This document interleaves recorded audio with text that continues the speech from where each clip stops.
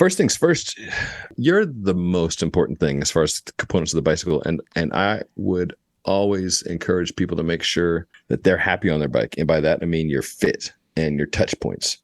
Whether you're riding a $1,000 bike or a $10,000 bike, if you're not comfortable, it doesn't matter how whiz bangy or shiny, the latest component upgrade is.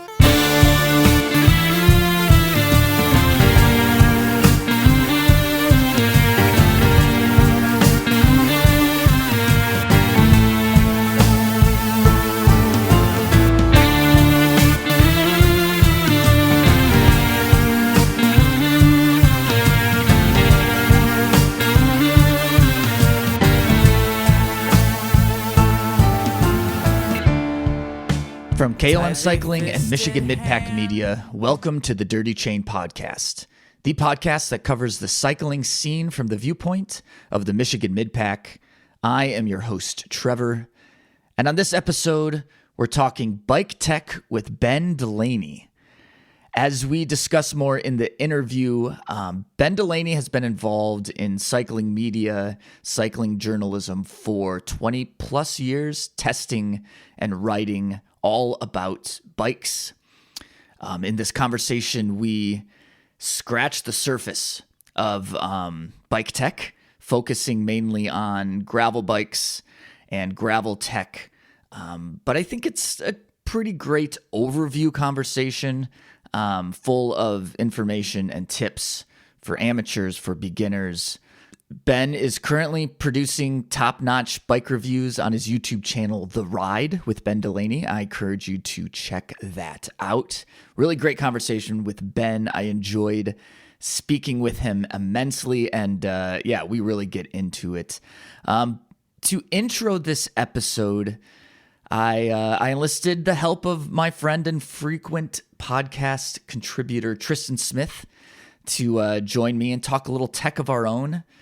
And also, I wanted to hear about his Gravel World's long voyage experience, or long voyage. I think he says what it is. But I should have known that what I planned to be a short intro turned into basically an episode in itself.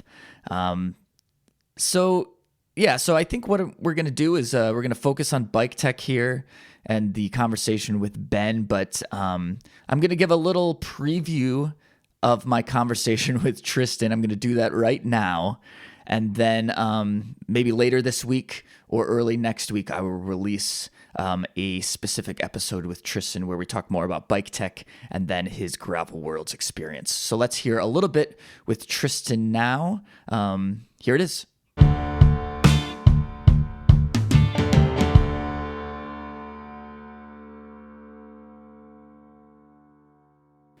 You rode them a bit before Gravel Worlds, and I assumed it was just getting used to them. And then, obviously, you rode them for Gravel Worlds, and so now you're riding them. And I guess I was assuming it was laziness because you just did a lot of take them off your bike. But that's a fair assumption. It is laziness. It sounds like you are a fan of them. Like you're very much. Will you keep them on for the foreseeable future? Until I participate in an event that says no aero bars. Okay. Yeah, that's the plan. Well, so I talked with Ben Delaney. This is the interview later for this episode, and Ben has been in cycling media for 20 plus years. He talks about it on the interview, and his whole thing is like bike tech. And I was going to ask you about, I asked Ben this, but I was going to ask you about a piece of bike tech or a piece of your kit or a piece of something on a bike, off a bike, whatever, that you find most valuable. And then I was going to bust your balls and say, it better not be aero bars. I wouldn't say it's the aero bars. I think it's probably, I think it's the whole system, right? Like everything coming together is the most important thing. Everything integrating properly, working together properly. And I think it's just that the overall integration of everything is the best part of any fit, kit, whatever it is. But if I had to say one piece, it's definitely the saddle. I've noticed I like I like one saddle. I have it on 3 different bikes, and it's fantastic. What saddle? It's the WTB Volt, and it fits me fantastically.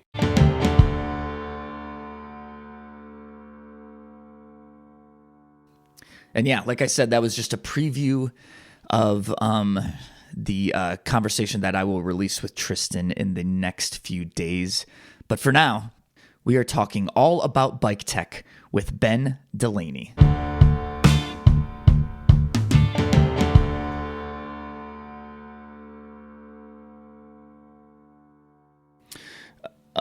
I don't mean to start off by sounding like old men, but what's the weather like there currently with the the ending of summer and the beginning of fall? Like, is summer holding strong, or are you getting some cold weather already?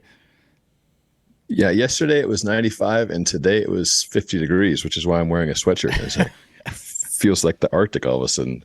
Like there was no, it's a hard change last night. But that's typical of Colorado weather, right? Like that's not necessarily like a changing of the seasons. Yeah, you can get some pretty big swings. I was hosting a couple German guys this summer, and they wanted to go ride up in the Rocky Mountains on, like, there's a road called Peak to Peak. I don't know if you've heard of this. It's sort of like our version of like the Blue Ridge Parkway, but it's at 8,000 to 9,000 feet.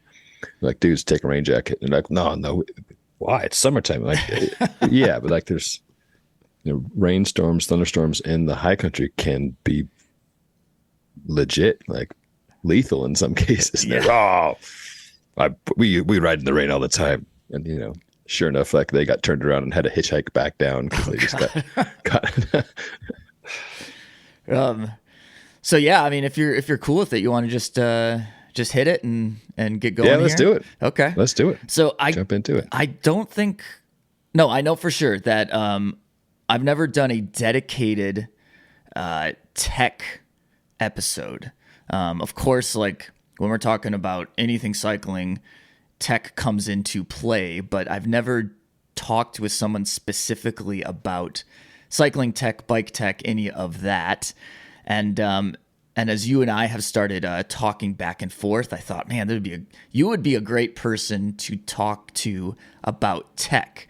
But I'm wondering, before we begin, if you wouldn't mind introducing yourself and letting the listeners know why you are the person I want to talk to about tech. Why am I listening to this moron? Yeah, sure. Yeah, I can do that. Okay, well, go for it. Why are we talking to Ben Delaney right now about tech? Why are you the guy to talk to about bike tech? Well, I love talking about it, and it's hard to get me to shut up, I guess, is the short answer. But a slightly longer one is I've been at it for a while. I've been working in cycling media for 20 plus years, covering cycling primarily from, like the professional racing angle, but then also the manufacturing end when I was working for the Trade Magazine, Bicycle Retail and Industry News. And then I've been testing and covering gear for a number of years. I was at Bike Radar, was the U.S. editor-in-chief there for a number of years, working with folks like James Wong and Josh Patterson and others on the U.S. side, and then all the Brits.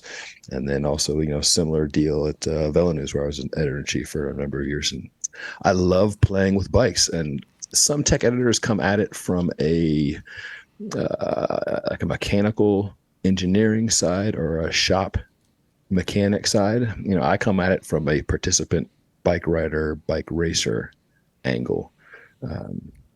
So yeah, that's my bent. I've been testing gravel bikes with great enthusiasm for a number of years, and I try to test them in events whenever possible, like to contextualize it. So I've been saying I've tested more gravel bikes in events than anybody else on the planet, which I think is true. I don't know how to verify that, but yeah. So I've ridden a lot of gravel bikes in events. So, and this is why I want to talk to you. 20 plus years of bike tech experience writing, writing and riding. And then obviously in that time, anyone that's followed cycling, you've seen, we've all seen development in trends. And I think a great example of that most recently, and you can correct me if I'm wrong, but you were mentioning gravel. I think the gravel bike is such a perfect example of how bike trends have evolved throughout the last few years. And of course, every single genre of cycling sees different evolutions, different focuses. But I guess in my mind, nothing I've seen recently has just blown up and hit the market like the gravel bike recently. You think that's a fair assessment? Yeah, absolutely. I mean, e-bikes are huge, but Sure. there's so much more of a utilitarian thing in most parts of the world. So yeah, gravel and e-bikes are the hot things without a doubt in the last few years. And as enthusiasts, as part of the stretchy pants crowd, yeah, gravel bikes are the hot thing. Whether you're into them or even if you're not, making fun of gravel bikes and culture is also a new favorite pastime of both roadies and mountain bikers. And yeah, that's part of the fun thing too, that as you say, it's evolving, and we don't yet have a crystallized definition of what gravel is in terms of the surface or the events or the bikes or the gear. And that's why I really enjoy it. What's one of the reasons why I really enjoy it is because it's a live thing, I love that. And thinking about talking to you about these topics. So I bought my first gravel bike in 2018, and even then I was like, do I need a specific bike for this? And I bought an aluminum Diverge, little bit of suspension in the front. I think it had clearance for 38s, which now seems ridiculous that someone would be claiming this would be a gravel bike with only clearance for 38s. And then 4 years down the road, gravel bikes look totally different already. I mean, they just have changed so much in such a short period of time. Sure. Yeah, it's funny that we've come from, gravel bikes aren't a thing, that you don't need them if you want to ride drop bar on dirt. You've got a cyclocross bike, ride that, shut up, stop talking about it. It's gone from that to now we've got niches within the niche of, well, is that a fast gravel bike, or is that an adventure gravel bike, or is that a monster gravel bike, or then a whole other category of well, this is the gravel bike that does it all. So yeah, we've got little pockets within pockets. Which is again part of the fun. I think the biggest switch for drop bar bikes recently, last number of years, has been disc brakes. Not just in terms of the braking mechanism, but the fact that allowed frame manufacturers, bike brands, to put fat tires on bikes. That's the big switch here, right? Whether that's endurance road bikes, but certainly gravel bikes, right? To go, as you said, to sound like the old men that we are, riding road bikes on dirt roads, that's been going on since the tour started back in the day, right? But your brake caliper limited tire girth, and that's the in my mind, that's the game changer. Moving to discs lets you put on whatever size tires you want within frame constraint reason. So that's the game changer. Yeah, I mean that's a good point, and I think even that though is pretty recent. I think consumers were quicker to adopt that than necessarily the bike teams and such in terms of road riding. For road racing, it was this is just a part of the vast bike industry conspiracy to trick us into buying more stuff, and where weight weanism is an important thing in power to weight ratio for Tour de France racing. That's not a thing on gravel. And so for those who ride dirt, it was yes please, done. It was a non issue. It was funny, being at was the Dan Hughes shop, Sunflower, in Lawrence, Kansas, last fall for Belgian Waffle Ride, Kansas.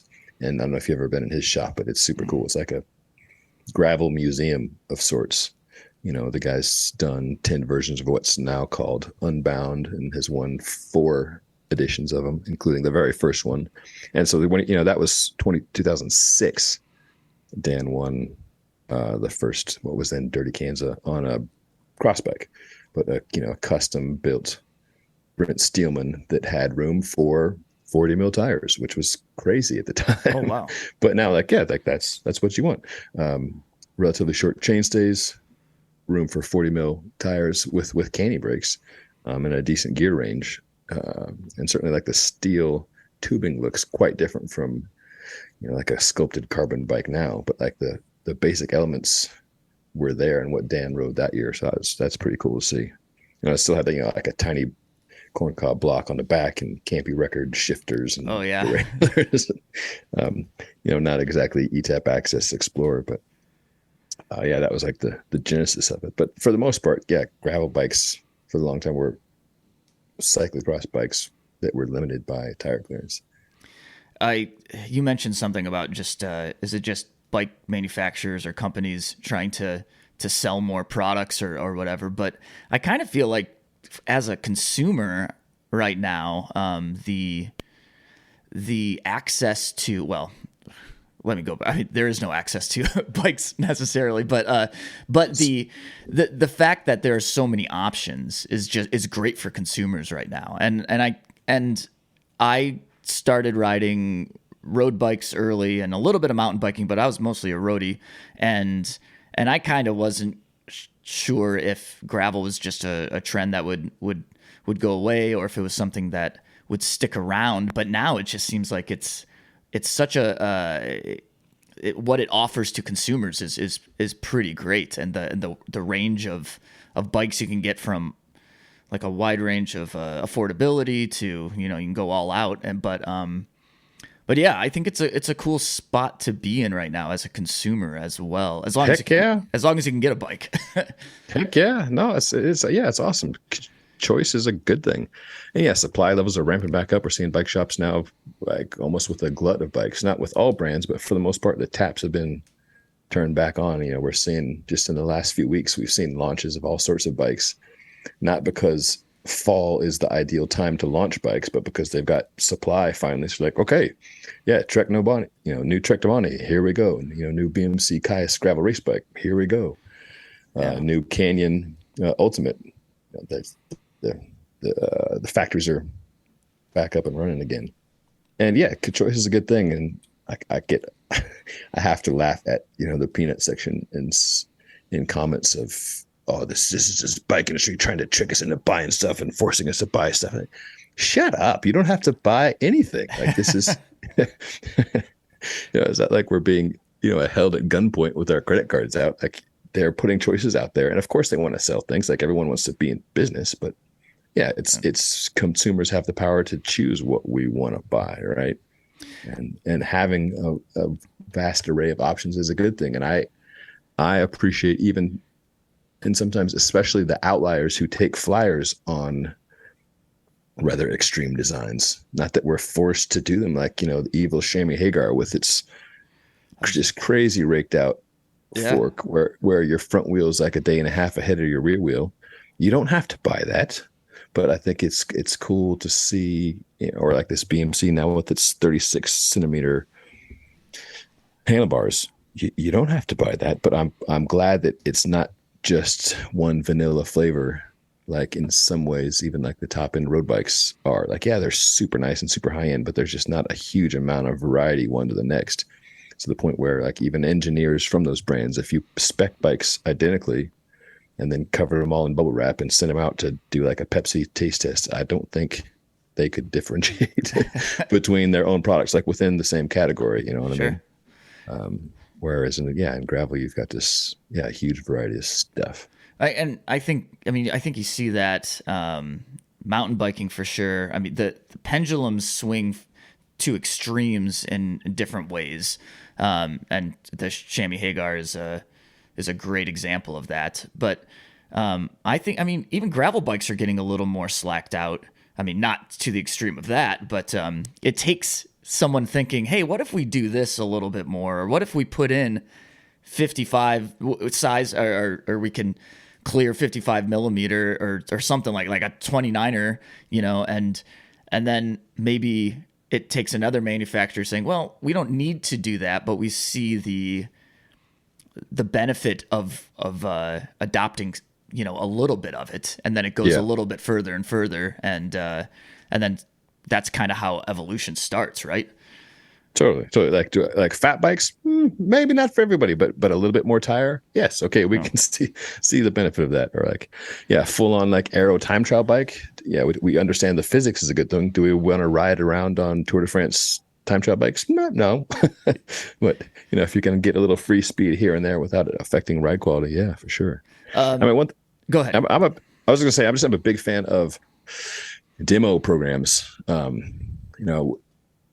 I'm certainly spoiled rotten by having the latest and greatest sent to me to test and test different things back to back to back and get us and I'm able to get a sense from that of what I like and what I don't like. And for most folks, you don't get to try 200 bikes before you pull the trigger. You try and maybe one, and it's more internet research and sort of taking people at their word of just going on really squishy adjectives this bike's twitchy, this bike's comfy. What the heck does that mean? Yeah. So I'm definitely a proponent of having folks get their butts on bikes before they buy, and the best case scenario is things outer bike programs where you can go and ride multiple bikes from different manufacturers at the not simultaneously, of course, but take one for a spin on a loop, come back and get another one, take that for the spin on the same loop, and be oh, okay, so now I feel how just a 1 degree change in the head angle can make a pretty big difference when I'm going down this little rocky section. Yeah, and I think too, when you're talking about the bike that'll fit you and fit your riding, this changes so much depending on where the heck you're riding too. I mean, I'd be listening to some other gravel podcasts or people talk about this and that. It's oh, you got to have a dropper post on your gravel bike. And I'm I live in flat ass Michigan. I'm not going to put a dropper post in, there's no reason to. Or, I mean, this whole thing within the last few months about more and more companies are coming out with a front suspension for a gravel bike. And it's okay, there might be a place and a time for that, but I'm not sure the majority of riders are going to need that or even want that. But it's new and shiny, so maybe they should get it. But I think that's another thing to take in account. It's where the heck are you going to be riding, and then do you what do you need in that occasion, I guess. Yeah, for sure. And an early and ongoing criticism / heckle of gravel bikes is those are just old, poorly designed mountain bikes. If you want to ride off road, we salute you. We've got a thing for that. It's called a mountain bike. It's awesome. Go ride that. Which I appreciate, but I also see that there's clear delineation between riding mountain bikes on trails and riding gravel bikes on gravel roads. Yeah. And where you ride determines what kind of bike you want to ride, certainly what type of tires are good. And I'm with you on the dropper post thing. And that, I can think of just a single handful of instances where oh yeah, that would have been nice. For that 1-2 second stretch during that 7-hour day, that would have been kind of nice. But for the other 6 hours and, 59 minutes, having a nice carbon seat post that's got some comfortable flex to it and that isn't adding weight and complexity, that's the better solution. So and I feel the suspension fork on gravel is often the same. And then if underbiking is your thing, kind of going into mountain bike light territory, but you still want drop bars, whatever, okay. But I'm kind of one or the other. If we're going to do gravel stuff, let's ride gravel bikes. If we're going to ride mountain bikes, let's do that. Yeah, I agree. And that's again, my unsolicited opinion. Again, I mean, we have so many gravel roads in Michigan, and they're some of them are fast, some of them are a little chunky, but I found that the Diverge, I didn't like the Future Shock, and I felt like it kind of like it worked against me instead of for me, in the style of riding I was doing. And when I upgraded to a different bike, I was looking for something that felt a little racier, felt a little, I don't know. I wanted like no suspension at all. I just wanted to feel the bike and feel the road a little bit more. So I went with a Giant Revolt, and I think it was a great choice for where I am here. And I've ridden it all over now, but yeah, I don't know. And maybe that's the old roadie in me that just likes, I don't want the bike moving too much or whatever. But yeah, I think that for me, that Revolt is like such a perfect bike, for what I want my gravel riding to look like. Now, other people might want to go onto single track, and then maybe they need something different, but for me, that Revolt is where it's at. I'm with you. I love that bike. And it's got, a bit of built-in flex, like I was talking about, definitely in the seat post and even the bars a little bit. But yeah, when you stand up, it doesn't go bleh, bleh, bleh, underneath you, which, I actually kind of like the feel of the Diverge when you're in the saddle, like just having, because that Future Shock doesn't add a bunch of weight, but it takes some of the chatter out of the ride when you're seated.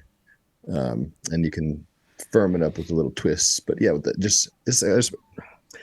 I'm with you. When you stand up on a bike with undamped suspension, it doesn't feel good. Yeah. Yeah, it feels like your energy is going in the wrong direction. Sure.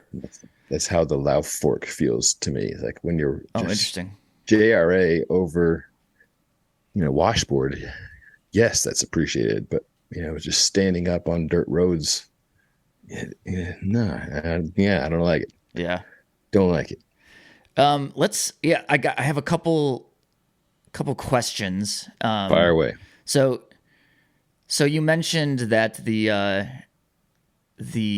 brake caliper or disc brakes are one of the biggest, in your mind, evolutions that kind of opened the door to other things. Is there another bike tech evolution that you can think of that really changed the game quite a bit?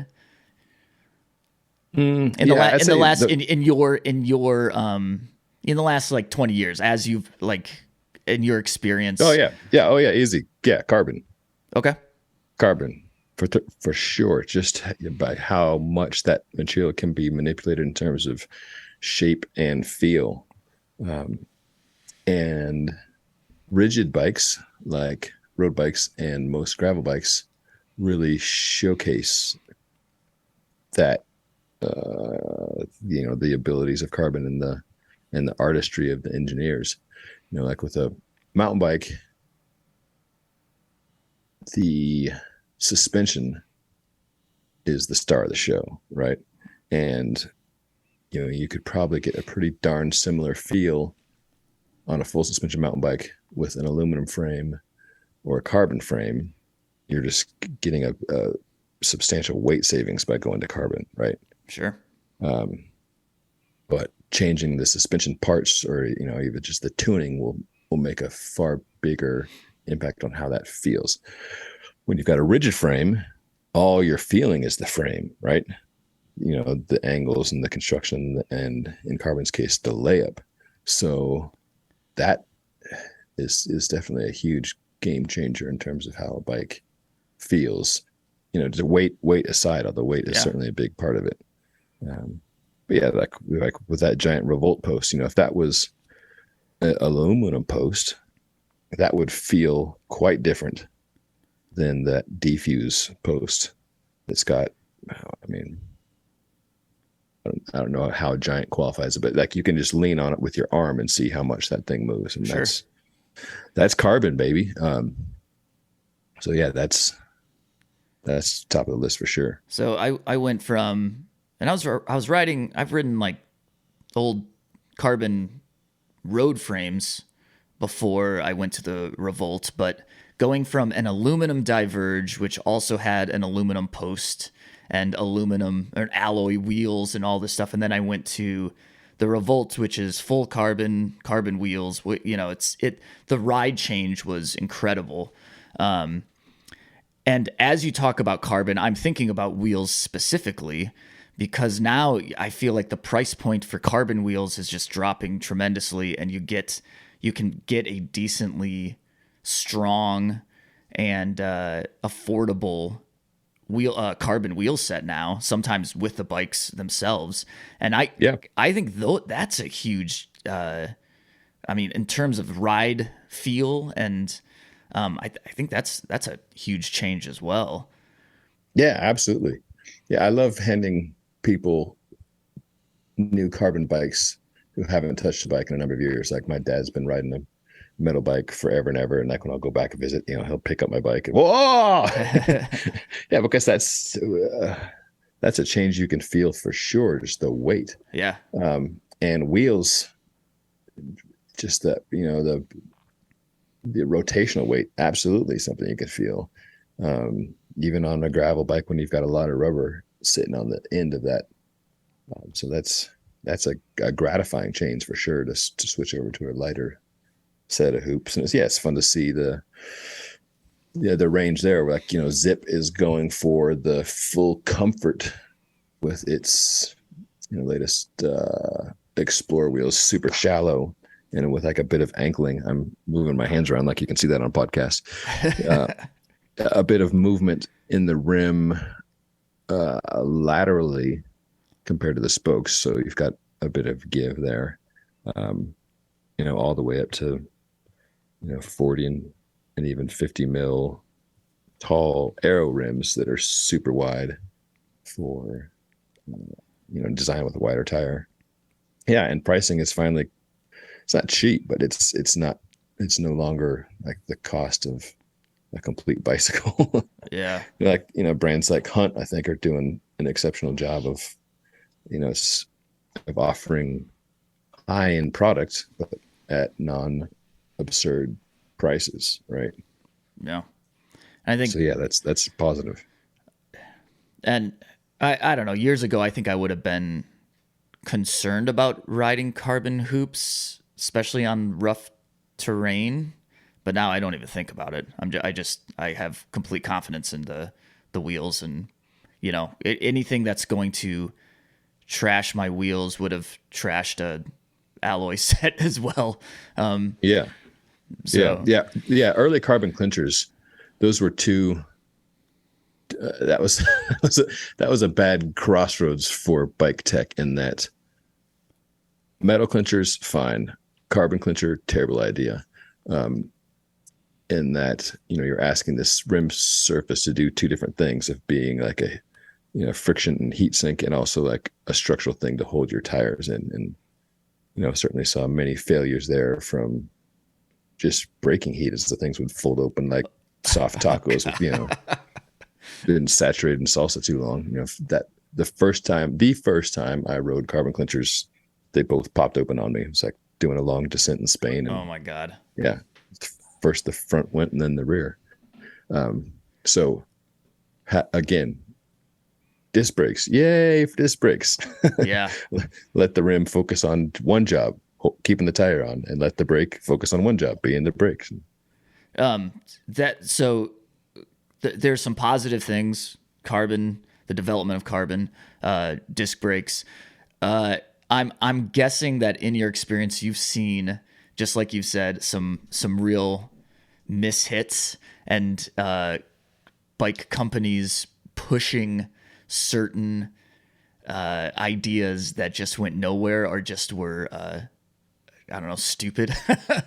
What have you seen? What are some of the things that you've seen that were like, what are we doing, and why? Or maybe even trends right now that, you know, there may be some benefit to, but you're just like, I don't think this is the future of bike. Sure.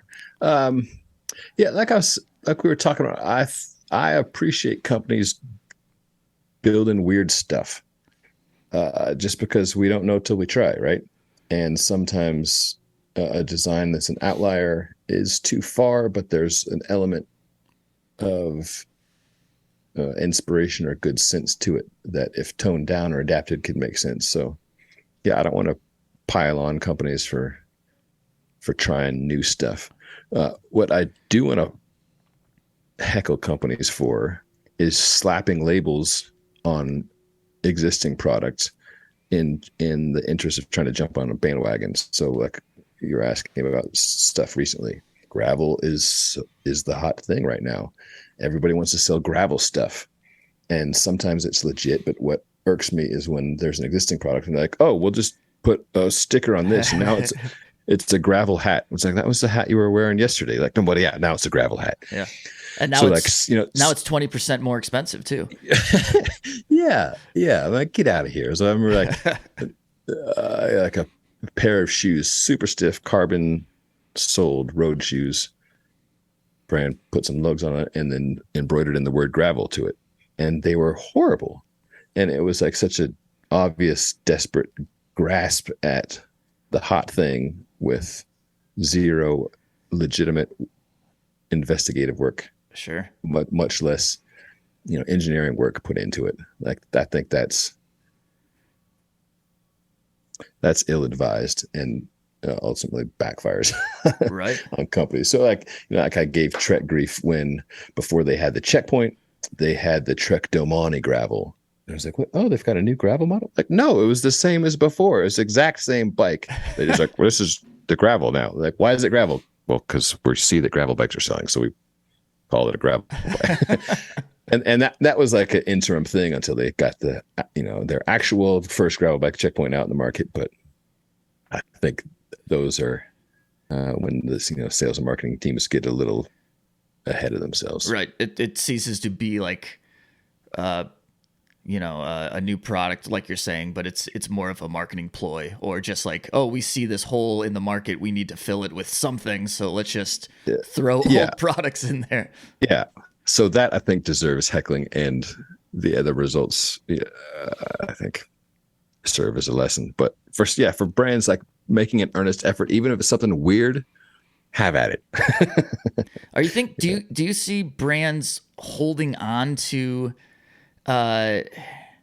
traditional ideas that they just won't give up, like rim brakes? I can't think of another example right now, but are you seeing much of that, or are most brands like willing to? I mean, I was thinking about Campagnolo, who just released their gravel group set. I mean, it doesn't get much more traditional than Campy, but I don't know. I'm just trying to think.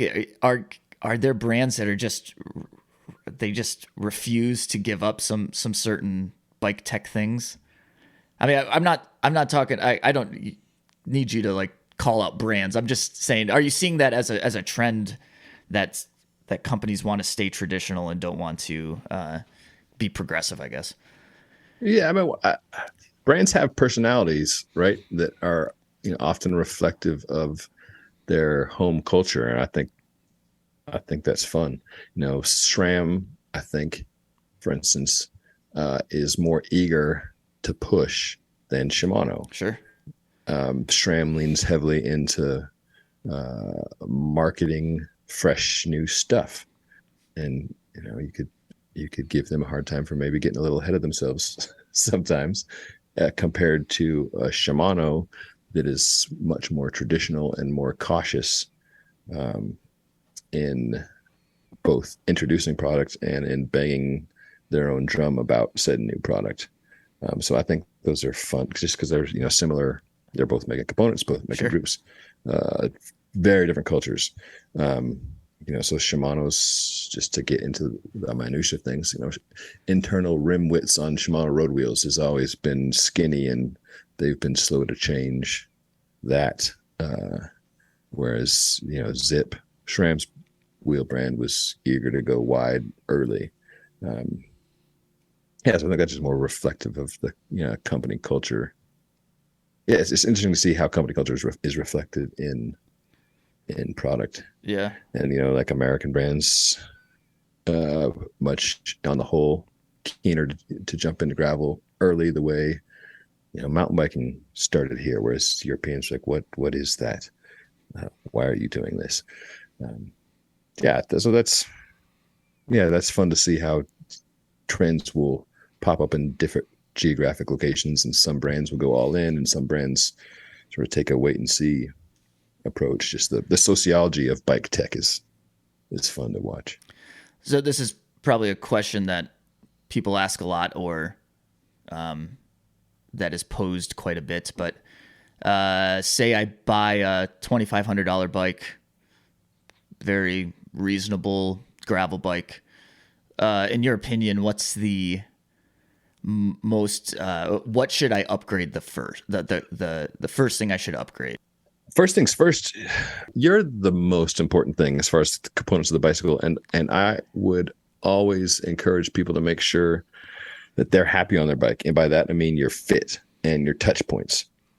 Whether you're riding a $1,000 bike or a $10,000 bike, if you're not comfortable, it doesn't matter how whiz bangy or shiny the latest component upgrade is. So make sure that you love your saddle. Make sure your hands are happy. Make sure your lower back is happy. So that's always my starting point. And depending on where you live, like finding a good bike fitter might be a bit of a challenge, but just, like asking around your friend is always a good place to start. And you're something that people probably already do anyway. It's like, hey, what saddle do you have? How do you like it? And that is certainly something that you can try in shop. So, well, and also your every bike that comes out, you can adjust the saddle that's on it. You can adjust the height of your saddle. You can adjust the fore and aft of the saddle, and then that adjusts your fit. So you're starting with maybe not even an upgrade at all. It's just spending a little bit of time on your bike and figuring out what's comfortable. Yes, sir. Yes. Yeah. Invest some time. Like that's the investment, right? Yep. Invest some time in the happiness and comfort of your backside and the rest of you, for sure. Like that's key. And that's, a bit of frustration with newer bikes are skewing towards adjustability being difficult. Integrated cockpits look sweet, but man, that's some brain damage to swap that out. And that's, tiny violins for me, but like having test bikes come in, it's no longer a matter of fact just popping on my stem length of choice. It's like, I really don't want to disassemble the brake lines and order another $500 cockpit just to get the stem length right. But okay, good enough. We'll just go with this stock. Sure. Yeah. But yeah, that can be another place, back to the fit thing of like what I recommend people upgrade, like make sure the bike fits you well. And sometimes just a centimeter or two longer or shorter stem or adjustment in elevation, or like even just changing the angle of the hoods can make a huge difference in how the bike feels. And like if you're comfortable on it, you'll stay there longer. So that's stop one for sure. I think that's and then if you're desperate to spend money, if you're like, I've just got this money, I need to give it to somebody. After you've given that to a fitter, then wheels, as you mentioned, like that's if you've got some heavier wheels, going to lighter wheels can definitely make a difference. And getting your tires dialed in, that's they're not free, they're not cheap, but that's a fun way to experiment with different feels that dramatically changes the characteristics of the bike. And even just tire pressure, again, like that's a time investment, not a cost investment thing. Like pump them up high, see how that feels, see how that corners. Okay, take some pressure out, hit that same set of corners, how does that feel? Like that's I think it's easy. That's the key bit. It's easy as a consumer, or I think it's easy for consumers or just bike enthusiasts to get ahead of ourselves and say, well, I need a new thing. I need to spend more money to make a better riding experience. But, take it from a tech editor. No, just figure out how to best set up your own bike that you already have. And that's the best way to start. And then, if you absolutely want to upgrade or need to upgrade, then there's other things that you can do there. Yeah. What about off the bike? If you want to, so say for instance, you're going to go ride Unbound or SBT gravel or something. What is the one piece of off the bike equipment or accessory that you rely on the most? Off the bike accessory. Well, I'm sitting here, Trevor, like literally wearing my Fast Cat coaching hat. So, Oh, interesting. I've got to plug training as a vital thing. I don't know if that's what you mentioned, or you're looking for like a specific, like tangible hard good, but yeah, again, the most important thing on a bike is you. So like getting yourself ready, is going to make much more of a difference than having like an electric massage stick or like, a particular type of fabric in your jersey. Like, getting the motor ready to go, is going to make the biggest difference. Do you? But you're asking about, just maybe I answered your question incorrectly. Well, I liked the answer. Maybe we can get into that in a second. But yeah, like I'm thinking like shoes or of course helmets are important, but that's not really what I'm getting at. But I don't know if there's something that like a piece of your kit that you're like, I'm not gonna leave without this. Sure. Yeah, I can give you a few things that I would say always pack, but that's not always true. Sometimes I'll forget something and I'll be cursing to myself in a hotel room. Things I want to always pack. Dynaplug. They make a little racer version. Again, I'm waving something around on a podcast, so that won't help. But it's about smaller than the size of a pencil, with plugs on either end, and that goes in the back pocket of my Sportful bibs. Just because I've burned myself a few times having the right tools, but not as accessible as need be.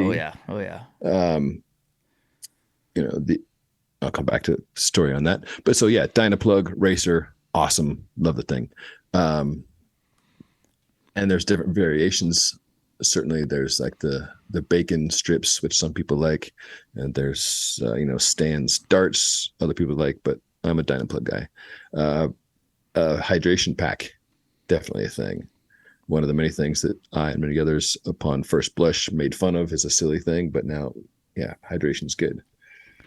But that can kind of be that's controversial a little bit, especially now with the whole gravel beef thing. And do we stop at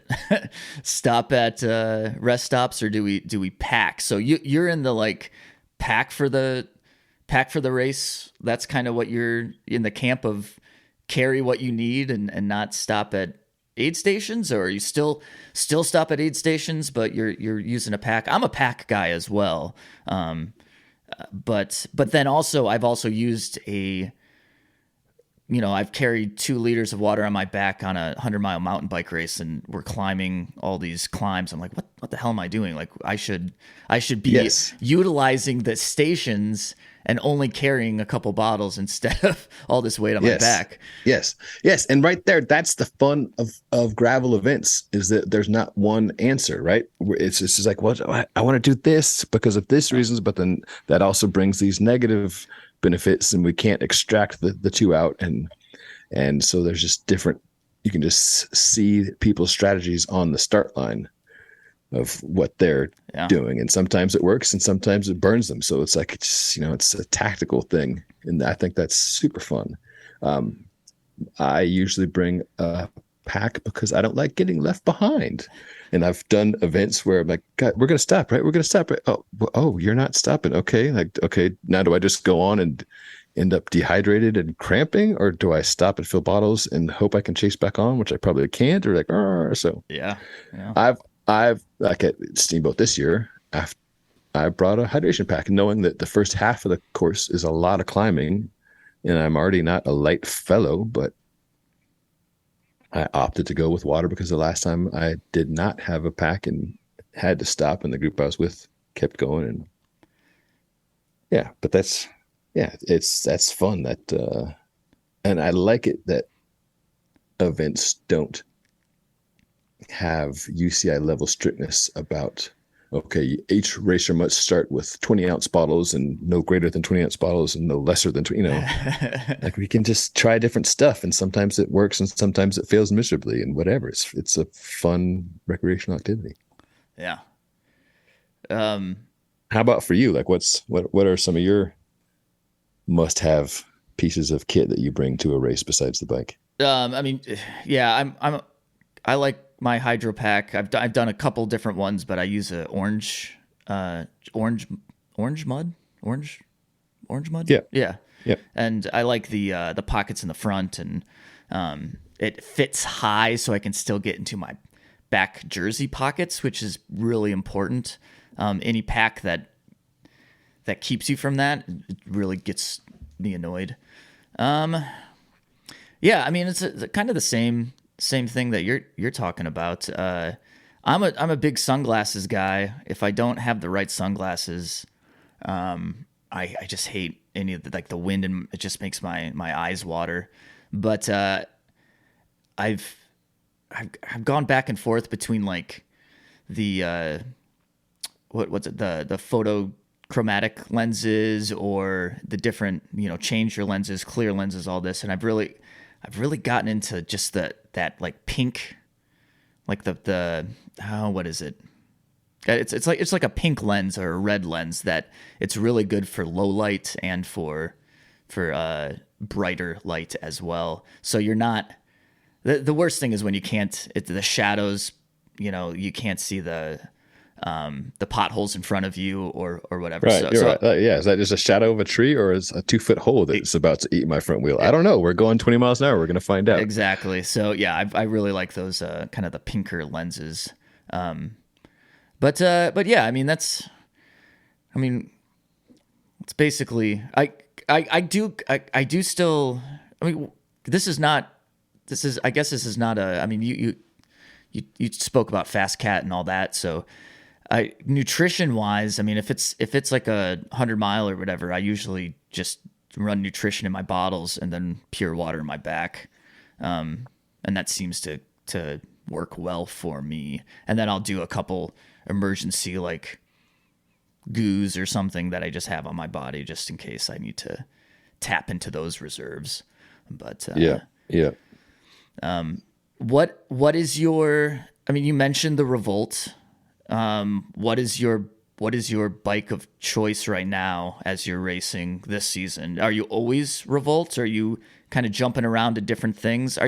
When you race, are you testing, or when you race, you're saying, no, I want to make sure that I know my setup perfectly? No, when I race, I'm testing. I do not own a gravel bike. Okay. It's, for the last few years, it's just rotating casts of test bikes. Is that worrisome for you? Because I mean you're racing. You're not going out and testing and I'm doing both. Yeah, you are doing both. But yeah. I guess like you are competing. That's what I'm saying. You are totally competing at the front and pushing yourself hard. So a different bike each time. I mean, that could be problematic, whether for the engine yourself or for the bike itself. Yeah. And that's part of the fun. Like, one of my tired jokes before events is like, I'm either gonna have a good race or I'll end up with a good story. And sometimes things going horribly wrong makes for great stories. Like, the first time at Unbound Gravel, I just, I was mentioning I like having the Dyna plug in my back pocket so I can just grab it there. The first time at Unbound Gravel was, tore a sidewall and tried to plug it, which you can't really plug a giant tear, but I was ignorant and panicked and flustered and, ended up by the side of the road for 20 minutes for a single flat, which is like for a guy who's been doing this for a living for 2 decades was rather humbling, but yeah, made for a super funny video. But yeah, I'm always testing new stuff. Usually it's a new complete bike. Sometimes it's a bike I've ridden before, but with like a new wheel, tire setup. So there's no like tried and true setup that you have. You're always swapping things out, swapping bikes out, swapping tires, wheels, all of that stuff. Yeah, because like a big part of my shtick with the Ride YouTube channel is testing gravel bikes and gear and road bikes and gear and events. So and trying to contextualize that, like, here's how this bike compares to other bikes, and then here's how this bike and or gear performed in this particular event. Yeah. So just try to standardize the position as much as possible for the reasons that we were talking about. Sure. Yeah. And we'll try the stock saddle at first, but if it's not a happy marriage, we'll certainly have a couple go-to saddles. Yeah. But yeah, for the most part, just give it a crack, see how it goes. This may be unanswerable, but I see a lot of people want or search for a one bike that just does everything. The do everything bike. Do you only need one bike in your quiver? Do you think that is the quiver killer? Do you think that is even possible, or do you think that is just a myth? Of course, it's possible. Like if we were thinking about vehicles, you can have specialized vehicles like a Jeep and a truck and a small electric commuter car are all different things. And it's pretty easy to make the case for certain vehicles for certain applications. But most of us have a vehicle, right? And we're able to get around in our daily life with a vehicle. And bikes are analogous. And you don't want to take a track bike down a World Cup downhill run, but I mean, you could, and you can commute on a downhill bike. It's not ideal, but you could. So, much like with vehicles, most of us will kind of net out at a more middle of the road thing. For enthusiasts like us, I think, it's easy to justify having a bunch of toys, and that's fine. Mountain bikes and drop bar bikes, you could get by with one of each and have a good time. So in the context of gravel, you could have a racier gravel bike and swap wheel sets. That's something that I've seen a number of folks do and be pretty happy with that.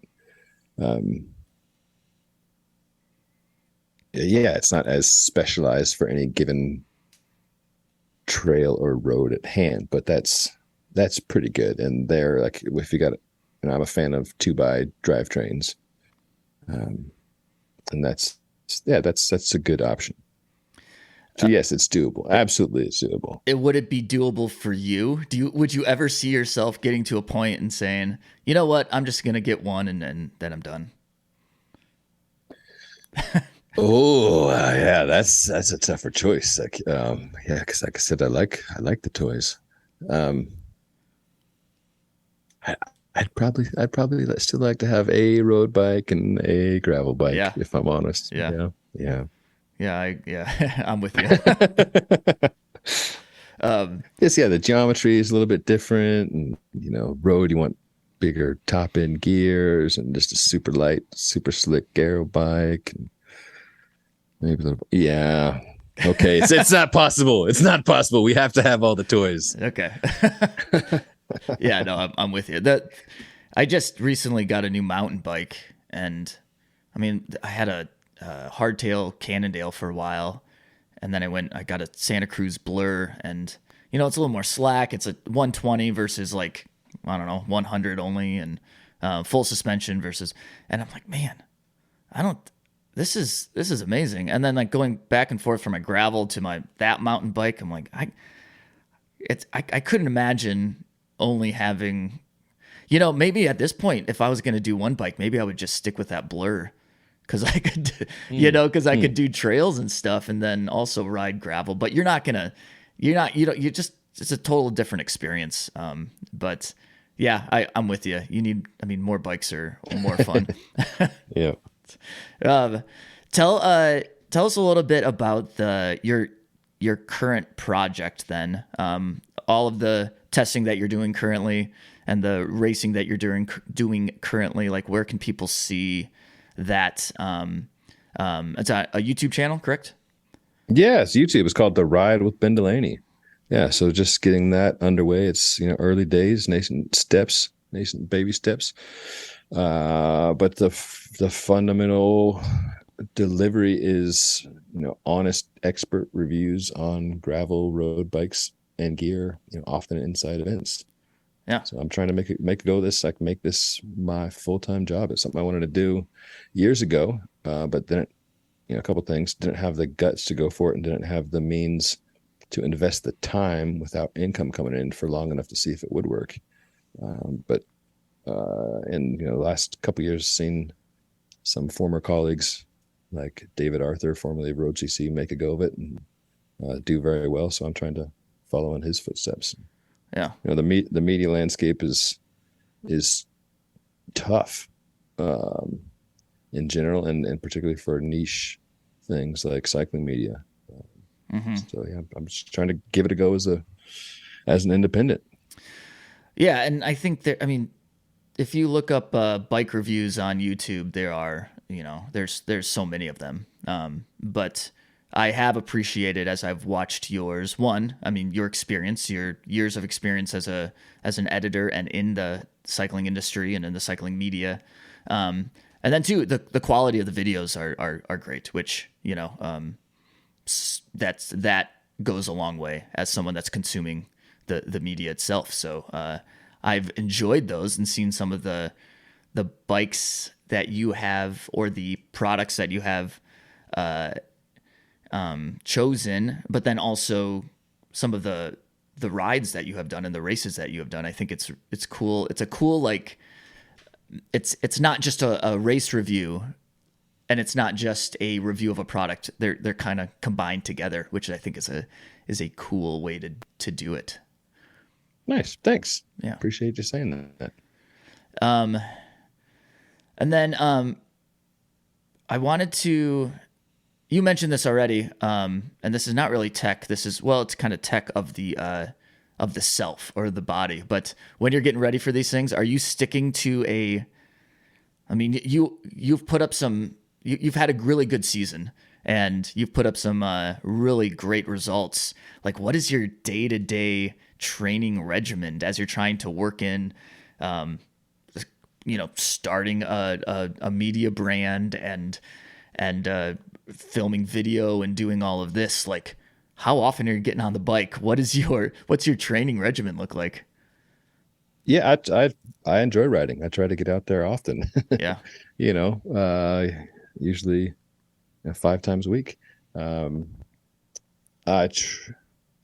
For events that have me scared, I'll tailor the training a bit more towards those, as far as, building up a load and then tapering off a bit before them. Is it distance that scares you, or what scares you in terms? Yeah. So like for the the first time I did Unbound, it wasn't called Unbound then, but yeah, it's like, how the heck do you raced for 200 miles? Yeah. So yeah, definitely, trained specifically for that. Other events, just treat them more like group rides and don't, overhaul the training just for that. But yeah, try to have some intensity during the week. Try to have some sweet spot during the week. And then try to have a little bit of time off, and then a big ride or a race on the weekend.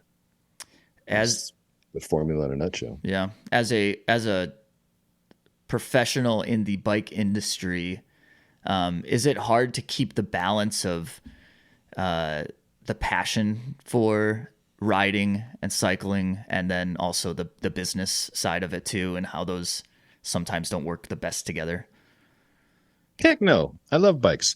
And trying to complain about the minutia of, or frustrations of, working with bikes to someone who doesn't work in the bike industry, they rightfully look at you, if they're enthusiasts themselves, like you're a moron. Like, wait, okay, you're complaining that you had to build up a bunch of $10,000 bikes before you got to ride them? Like, shut up. So yeah, there's definitely a heavy blur between work and life. I mean, I'm always playing a little when I'm working. I'm always working a little when I'm playing. So there is no delineation at all. But yeah, I still consider myself very lucky to do this weird, strange thing for a living. That's great. Good to hear. Well, thank you, Ben. I mean, I think this was I kind of feel like we just kind of scratched the surface. We didn't talk about tubeless at all, which I think is an important trend. I just thought of that right now, but I think there's so many, you can go into a certain, like we could talk about bike geometries and probably talk for, I mean, you probably have an hour of things to say about just geometry, but I like, we'll save another podcast. We'll save that for another time. Exactly. But I like the kind of the generalization that we did today and talking about all this different stuff and getting to know you more. And so I appreciate the time and joining us here. Well, it's my pleasure. Thank you for having me. It was a fun chat. So I think I heard that you'll be at BWR Utah. Is that correct? Yes, sir. Yeah, I'll be there too. Well, see you there. Yeah. Sweet. Are you waffling or wafering? I'm waffling. All right. Are you waffling or wafering? I'm waffling on deciding, but I think I'm going to waffle. Okay. So on the, one thing I've enjoyed this year is doing, not always, but sometimes the second distance. Mm-hmm. I've noticed that for a couple of reasons. One, because that allows me to catch up with the riders before and after, to shoot bikes or talk tech or whatever. And also because it's just a lot easier to recover from a 100-mile day than a 140 or a 200-mile day. So, right. But yeah, the 140, did that one a couple years ago, and yeah, it's a good one. So, okay. What is the wafer? Is it there? It's like 85 or something. Okay. So yeah. So that's still a still you get your money's worth. It's not like you finish that and you're like, I want to go do that again. Yeah. You want to put your feet up and have a beer at that point. I think that I think people should be, I think it should be more embraced that like the second tier distance is just as great as like the ridiculous amount distance. Like I see gravel events just getting longer and longer and longer. It's like, okay, hold on. Let's back up a little bit. Do we really need the 350 mile? And that's great for, if that's your A race or if you're really into the ultra endurance stuff, but most of us don't have time to train for it. And most of us don't have the ability to do that. So I don't think anyone should feel like doing the 100-mile Unbound or the 100-mile, or they're not going to get what they, I don't know. I think it should be more embraced. I'm with you. A couple thoughts there. I mean, one, we're on a slippery slope of one-upsmanship of like, oh, your race is 100. Oh yeah, ours is 150. Yours is 150. Ours is 200. I've also been slapping people's wrists when they've used the word just or the word only to describe what they're doing. Like, I'm only doing a half Ironman. I'm just doing that.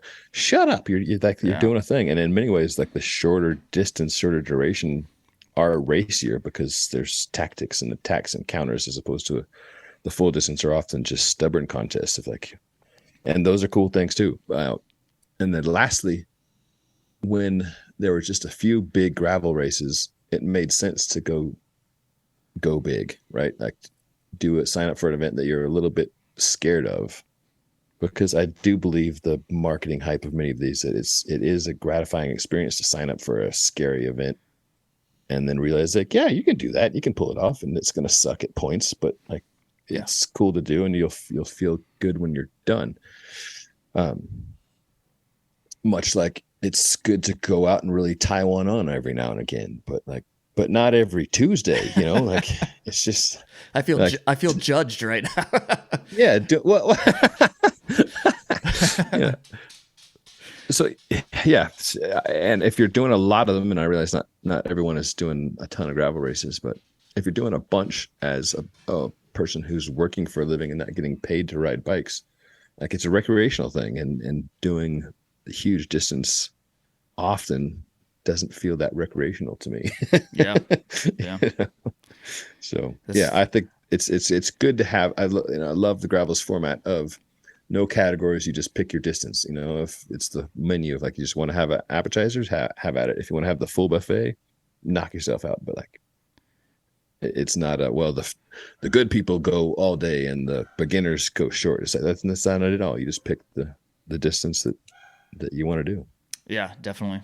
It's great advice. And I think as a gravel racer and a rider, I mean, that's just something that to keep in mind, that we don't need to keep. My dog's barking in the background, but whatever. We're about to wrap it up anyways. So I was going to say, it's like, the dog's calling time on the podcast. Yeah. Enough, boys. Wrap it up. All right, Ben, that sounds like a good place to finish. So thank you so much. Hope to run into you at in Utah, and maybe on the road, maybe not on the road. I'll probably be, I'm not really at any sort of elevation, so that I'm a little concerned about the elevation, but anyways, maybe afterwards, maybe over waffles or beer or something, but hope to see you in person. And then again, thank you so much for giving us some insight on the whole tech side of things. My pleasure, Trevor. Yeah, happy to be on the podcast and look forward to seeing you in Utah. Cheers. The Dirty Chain Podcast is a Michigan Midpack Media production in partnership with KOM Cycling, the source for your bike accessories and necessities. Connect with us on Instagram and Facebook at Dirty Chain Podcast. Email dirtychainpodcast@gmail.com. If you are enjoying the podcast, please leave us a rating and review on whatever platform you use to listen. Audio editing and original music by myself, Trevor Gibney. Thank you to Ben Delaney for joining us on this episode, and thank you all for listening to the Dirty Chain Podcast. And as always, keep your chain clean, but get your chain dirty. We will see you in the Midpack.